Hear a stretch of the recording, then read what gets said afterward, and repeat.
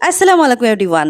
আজকে আমি আপনাদের দেখাবো ঈদের জন্য আমি কি শপিং করলাম। তো চলুন শুরু করা যাক। তো এই যে দেখতেই পাচ্ছেন আমি এবং আমার বোন বেরিয়ে গিয়েছি। তো রাস্তায় হালকা জ্যাম ছিল। আমি আসলে টুকটাক অন্যান্য কিছু কিনেছিলাম বাট সেগুলোর ভিডিও করা হয়নি।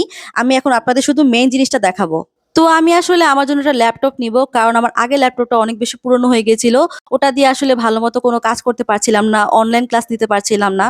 তো আমি আমার জন্য ল্যাপটপ দেখছিলাম। তো আমাকে বলল যে এই ল্যাপটপটা ভালো। তো আমি এটাই সিলেক্ট করেছিলাম। দেখতেই পাচ্ছেন এটা আমি দেখতেছি এবং এটা নিয়ে আমি লোকের সাথে কথা বলছিলাম।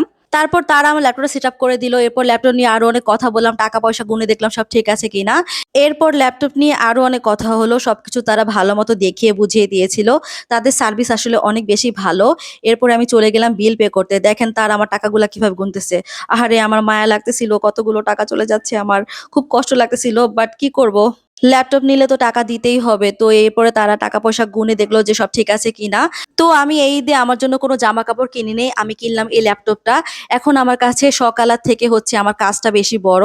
তো আমি আমার কাজটাকে প্রাধান্য দিলাম এবং আমি আমার ল্যাপটপটা নিয়ে বাসায় চলে এলাম।